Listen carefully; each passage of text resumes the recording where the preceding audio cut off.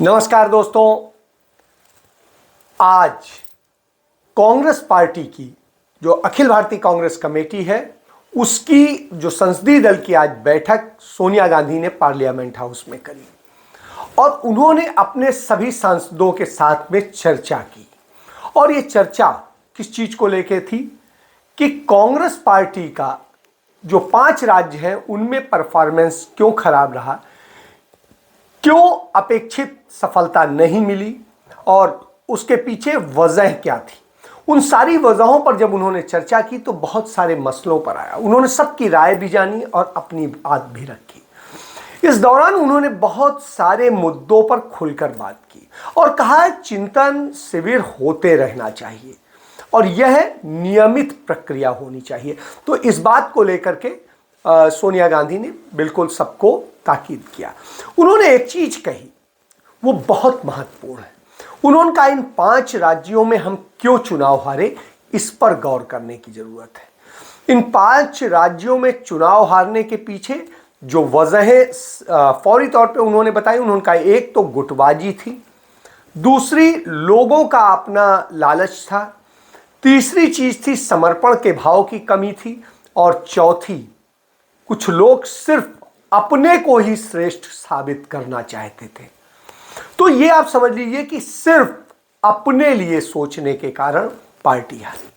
क्यों भारतीय जनता पार्टी लगातार चुनाव जीतती जा रही है और लगातार जीतती जा रही है। यदि उसके साथ पूंजी की ताकत है तो उसके साथ साथ एक और चीज है, उसके साथ जुड़े लोग, तमाम बड़े लोगों के टिकट काट दिए जाते हैं, तमाम लोगों को, सांसदों को विधायक लड़ा दिया जाता है, विधायक को सांसद लड़ा दिया जाता है, राज्यपाल को पहली बार हिंदुस्तान के इतिहास में राज्यपाल को उठा करके इस्तीफा दिला दिया जाता है और उनसे विधानसभा चुनाव लड़ाया जाता है और उसके बाद में उन्हें मंत्री एक बना दिया जाता है राज्य का।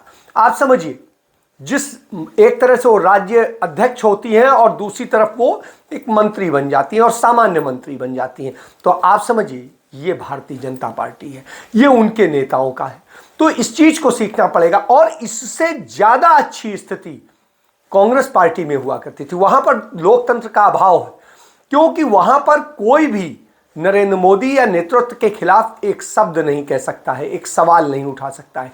लेकिन कांग्रेस पार्टी में आप कांग्रेस के अध्यक्ष हो, पूर्व अध्यक्ष हो, तमाम सारे लोग हों, जिस पर चाहिए, जिस नेता पर चाहिए सवाल उठाइए, देश पर सवाल पूछिए, पार्टी पर पूछिए और दूसरी चीजों पर खुले मंच से भी आप बोल लेते हैं। तो ये कांग्रेस में लोकतंत्र है। लेकिन भारतीय जनता पार्टी में आप एक शब्द नहीं कह सकते। तो आप नेहरू की कांग्रेस को देखिए, गांधी की कांग्रेस को देखिए। उस दौर में खुली चर्चा होती थी, गांधी की बुराई में किताब लिख दी जाती थी और गांधी उसको अप्रिशिएट करते थे। नेहरू के लिए, नेहरू के खिलाफ कार्टून छाप दिए जाते थे, उन्हें गधा बना दिया जाता था और जाने क्या क्या कहा जाता था और वो खुश होते थे और पीठ थपथपाते थे। क्योंकि लोकतंत्र का वास्तविक चेहरा यही है कि कबीरदास जी ने लिखा है, निंदक न्यारे राखिए कानन कुटिया छवाए। तो मतलब निंदक आपके पास ही रखना चाहिए और उसके लिए भी कुटी छवा देनी चाहिए, उसके लिए अपना घर बना देना चाहिए अपने घर के हिसाब में, जिससे वो रोज आपकी निंदा करता रहे और करता रहेगा तो आपके पास सुधार की गुंजाइश होगी। मतलब अपने आलोचकों को आप खत्म मत कीजिए, दबाइए मत, उनको करने दीजिए आलोचना और उन्हें अप्रिशिएट कीजिए। और यदि उनके पास संसाधन ना हो तो उन्हें संसाधन भी उपलब्ध करा दीजिए कि करिए आप। इससे क्या है, आपकी तमाम वो बुराई निकालेंगे, उसमें आपके पास मंथन करने के लिए जगह बनी रहेगी।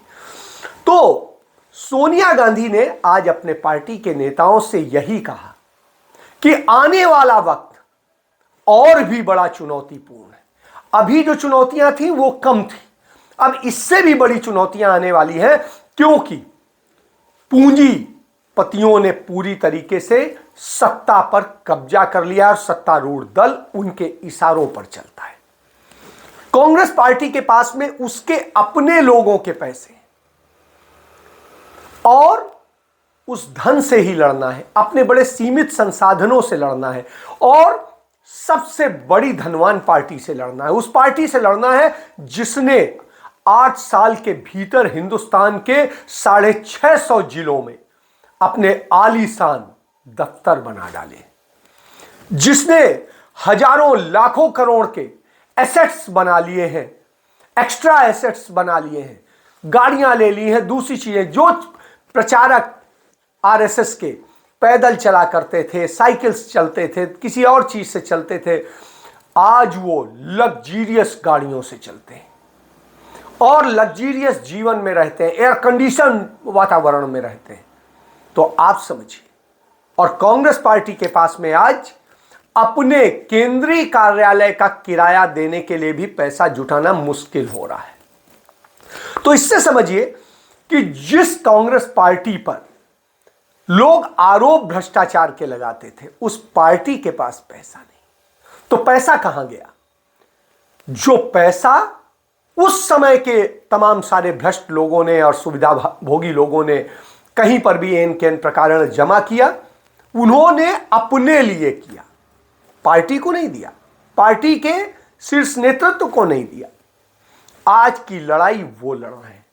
आप देखिए, पुष्पा मुंजियाल का जिक्र जरूरी है। पुष्पा मुंजियाल एक बुजुर्ग महिला है, देहरादून में रहती हैं, और आप ये समझिए पुष्पा जी जो है 5,000 रुपये महीना पाती हैं वृद्धावस्था पेंशन, क्योंकि वो 85 साल की करीब है, और उन्होंने अपनी सारी आज तक की संपत्ति, जमीन और सब कुछ जोड़ करके जो पैसे बन रहे थे वो करीब 60 लाख के आसपास बन रहे थे, 60-70 लाख।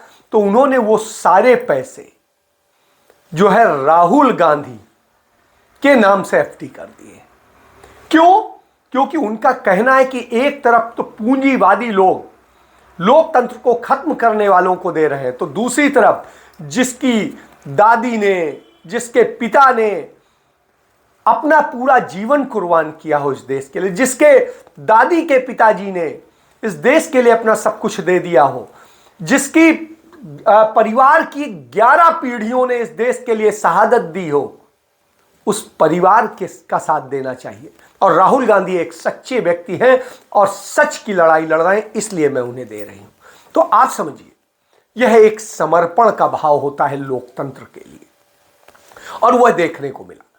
कमोवेश यही बात सोनिया गांधी ने कही कि आप एकजुट होइए, समर्पित होइए और समर्पण भाव से, लगन से काम कीजिए, सिर्फ पार्टी के लिए नहीं, इस लोकतंत्र को बचाने के लिए, समाज को बचाने के लिए, देश को बचाने के लिए। तो आपको लड़ाई देश की लड़नी है, लोकतंत्र की लड़नी है, समाज की लड़नी, और फिर अपनी भी लड़नी।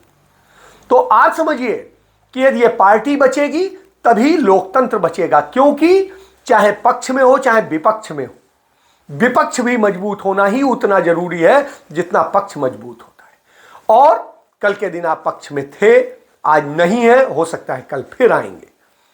तो इसलिए आपको अपना आत्ममंथन करना चाहिए, उन सारे मुद्दों पर एक एक कार्यकर्ता और नेता की बात को सुनना चाहिए, उनके साथ विचार विमर्श करना चाहिए। और सोनिया गांधी ने कहा वो खुद भी करेंगी, आप भी करिए।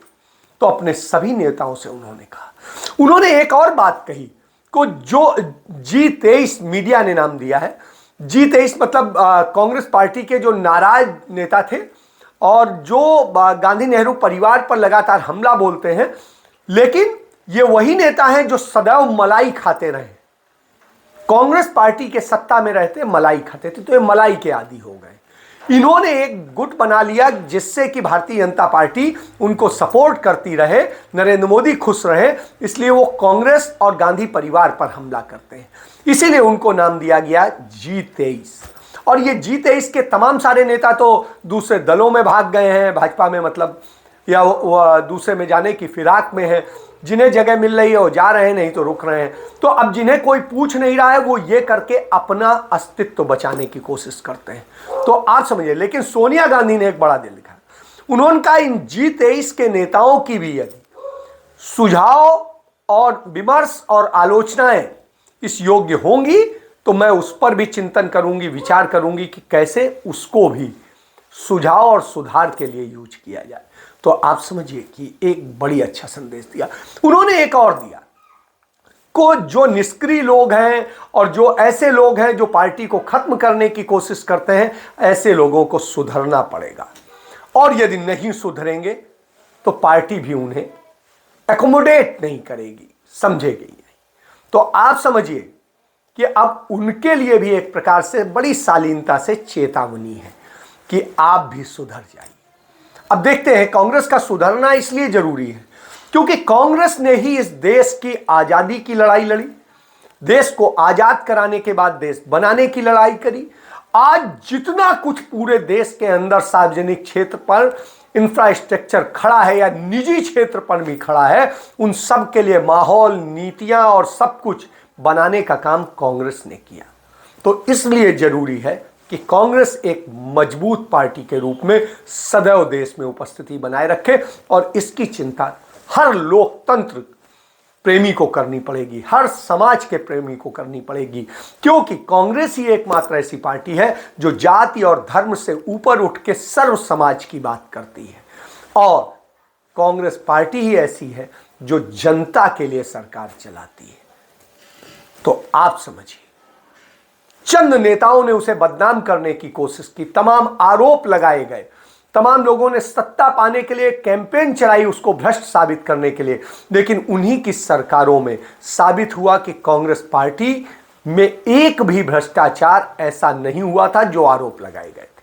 तो इससे आप समझ सकते हैं, आज तक 8 साल के शासन में नरेंद्र मोदी की सरकार एक भी कांग्रेसी के खिलाफ कोई आरोप सिद्ध नहीं कर सकी। इससे आप समझ सकते हैं। तो चलिए चर्चा को समाप्त करते हैं और रात को 8 बजे फिर मिलेंगे गंभीर चर्चाओं के साथ कि नारी का वर्ष चल रहा है, नवरात्र चल रही है और नारी कितनी सुरक्षित है भारत में। धन्यवाद।